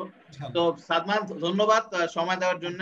আর সাদমানকে আমি আমার ভবিষ্যৎ কলিগ হিসেবে পেলে খুশি হব। ঠিক আছে, আমরা একসাথে দ্রুত আসতে চাই। হ্যাঁ, I would love যে কেউ যে কোনো সমস্যায় আমরা আমার কাছে যোগাযোগ করতে পারো। তোমার ইংল্যান্ড আসার আগ্রহ হইলে অবশ্যই জানাবা, কোনো অসুবিধা নাই। I would love to help you। আমার মানে, এবং আমি মনে করি যে যদি হেল্প করতে পারি সেটা আমার জন্য একটা পাওয়া। ঠিক আছে, আমি মানে মানুষের সম্পর্কটা খুব জরুরি। ঠিক আছে, একটা মানুষের সাথে একটা মানুষের সম্পর্কটা মানেই একটা অদৃশ্য সুতা বেঁধে দেওয়া একটা মানুষের বুকের হাতে একটা মানুষের বুকের মধ্যে। ঠিক আছে, এটা খুব গোপনে টানে, এবং এটা আমি খুব বিশ্বাস করি। মানুষের সাথে মানুষের সম্পর্ক মানে ভালোবাসা এবং সম্পর্ক খুব জরুরি। এবং সবাই ভালো থাকবা, আর সব কাজ শেষে দেশের জন্য হলেও মাঝে মাঝে ভাববা দেশ কিভাবে চেঞ্জ করা যায়। এভাবে একটা দেশ চলতে পারে না, এভাবে দুর্নীতি করে চুরি করে যা খুশি তাই করে একটা মানুষ এক হাসপাতাল থেকে আরেক হাসপাতালে যাবে, চিকিৎসা পাবে না, সেই বোধ যেন আমরা তৈরি না করি। আমরা যেখানে থাকি, তুমি যে হসপিটালে আসো, তোমার সামনে যদি কেউ দেখো চিকিৎসা পায় নাই, তোমার জন্য খারাপ লাগে। তুমি যদি কিছু করতে নাও পারো, তোমার জন্য খারাপ লাগে, তুমি মরে যাবা। ঠিক আছে, টাকা পয়সা, দিস আর লজিক্যাল সিকোয়েন্স, এগুলো হবেই কোনো একটা সময়। সারা জীবন যদি টাকা পয়সা চিন্তা করো, জীবনটা একদম ছোট হয়ে যায়। জীবনটা একটা অসাধারণ গিফট। ট্রাই টু এমব্রেস ইট, এটাকে জড়ায় ধরতে হবে। আমি একটা ছবি দেখলাম, একটা হসপিটালের সামনে একটা বাচ্চা ছেলে, সে বিক্রি করে, তোমার চানাচুর বিক্রি করে। আমরা সেশন শেষ করলাম আজকে। ঠিক আছে, তুই কি শুনতে পাচ্ছিস? হ্যাঁ, শুনতে পাচ্ছি। আমার কথা শোনা যাচ্ছে? জি ভাই, হ্যাঁ ক্লিয়ার। হ্যাঁ, এখন ক্লিয়ার। আচ্ছা, ঠিক আছে, ঠিক আছে, ধন্যবাদ। আমার কথা একটাই যে ভাই, try to be good human being, try to be good doctor. ঠিক আছে, মানুষের জন্য কাজ করতে হবে। থ্যাংক ইউ ভেরি মাচ বন্ধু। Thank you very much for your precious time. Thank you Sadman, and thank you all. Take care. দেখা হবে ইনশাআল্লাহ নেক্সট কোন এপিসোডে। ওকে ভাই, আসসালামু আলাইকুম।